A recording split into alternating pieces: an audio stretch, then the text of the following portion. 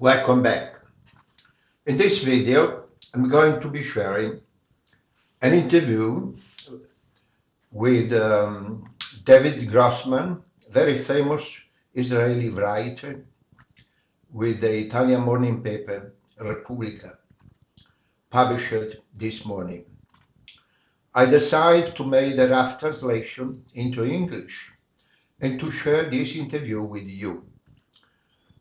I just uploaded, maybe 1 hour ago, an incredible poem that he wrote after, a lot of time. He decided to share an incredible poem, and I recorded a video just uploaded on my YouTube channel.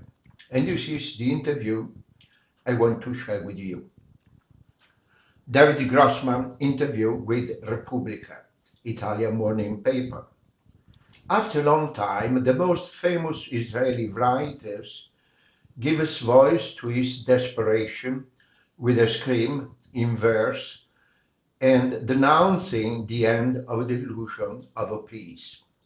The ceasefire may be the beginning of a solution, he says, but only because Trump's pressure will be unsustainable. He's not interested in complexity. He just wants the result.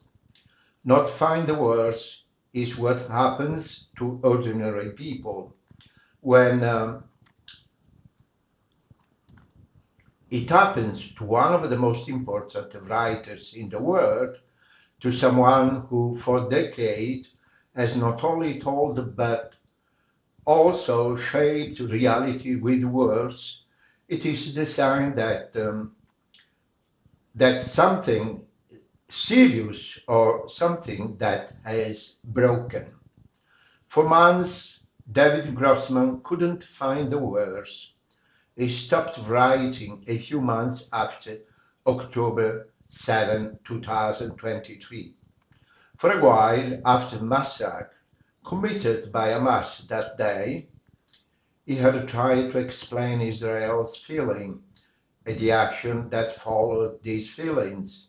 His words, especially in the face of the intensification of the bombing of Gaza and the increase in the number of Palestinian victims, had not always been welcome. Then he simply stopped, overwhelmed by something that in the West perhaps we have not fully understood. The pain and impotence that after October 7 overwhelmed many of those who for decades had chosen the path of peace and dialogue, and from the worsening dictated by events of a personal wound. In 2006, his son Uri died on the last days of Israel's Lebanon war against Israel's war against Lebanon. I don't know what to say. I need to distance myself, has been the common thread of the scant conversation with him in recent months. Now that the distance has been taken, even physically with a long stay abroad, Grossman is back, painful, hermetic, guarded, like the Israel today. A country that is no longer the same as 2 years ago, which struggles to broaden its gates and give a space to a pen that is not its own. Israel is different, and Grossman is different. He did not write a story, an article, or a speech, as he has done so many times in recent years.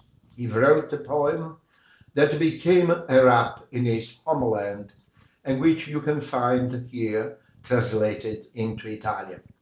To be precise, I decided to translate this poem from Italian into English. So, the same thing I did with this interview that I'm sharing with you.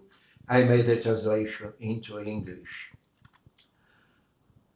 They are complex, sometimes brutal verses that force us to dig, read and reread, to put aside the iron logic of the journalistic articles or speeches with which for years, even from the columns of Repubblica, the writer attacked the Israeli government and criticized the direction his country was taking. This is the first question. Mr. Grossman, the first question is obvious. Why a poem? Because with what happened in Israel and Gaza after the massacre, we witnessed words alone are not enough. They cannot contain everything. For months before and after the massacre, we repeated the same things and got nowhere. What to do? Another article, another speech in the square. It would have had no effect. So at a certain point, I felt like writing something that was a mix between the facts we had experienced and the poetry. It was if someone took my hand, guiding it. Once I started, the hand went on by itself. What came out is what you read. I don't know whether to call it a song, a prayer, or a mix of both. I believe it is something appropriate for an extreme situation like this, emotional, not rational.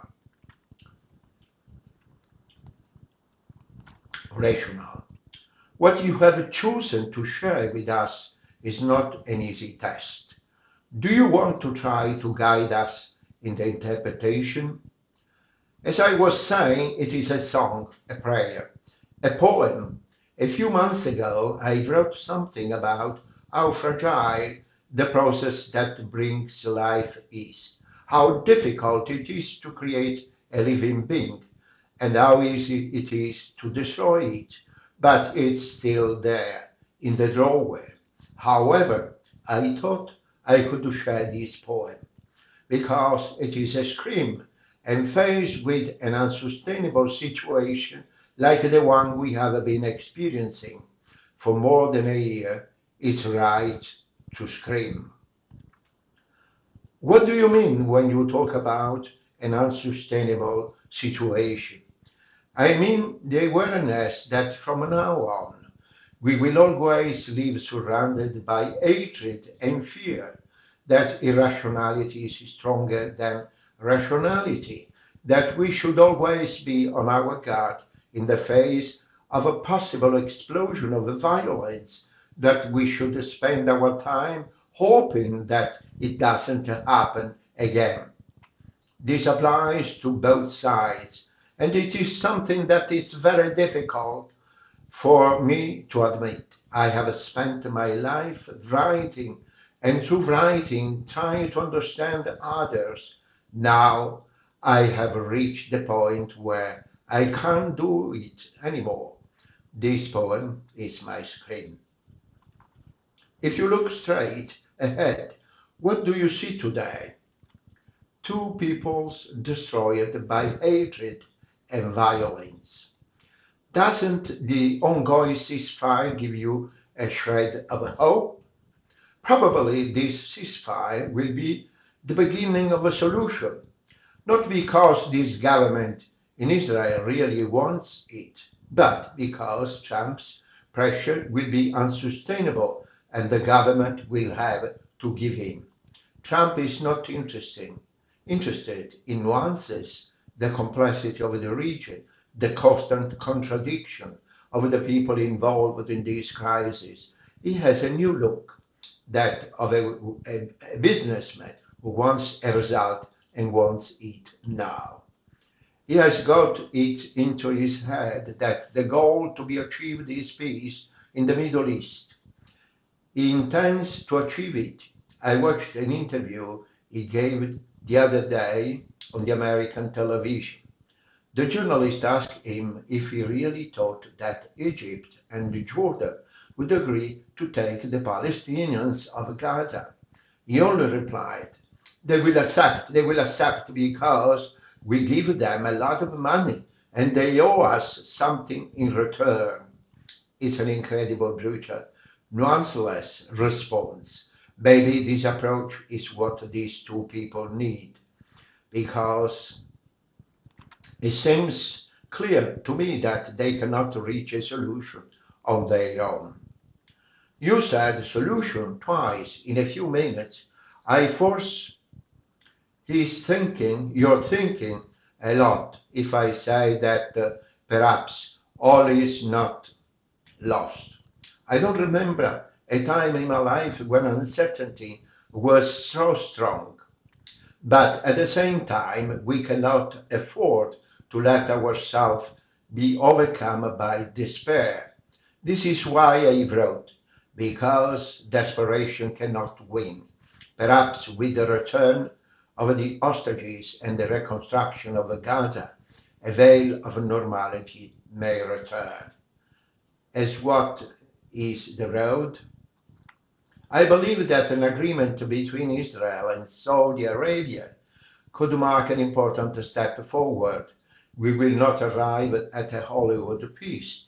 We will not be friends, but together we will be stronger. Perhaps we could reach an understanding based on the fact that we are both terrified of what Iran and its allies may do in the region. Saudi Arabia will never be able to accept an agreement with Israel without an agreement on the state of Palestine. Let's go back to the starting point. Two peoples, the dream of two states, the need for an agreement, but today there is no stronger desire on either side to find an agreement. And this is the last answer to this, statement of the Repubblica journalist. This is a realistic observation, but this is the time for unpredictable things, not for realism. And this is the interesting interview I want to share with you. Thank you so much for watching. Bye bye. See you in the next video.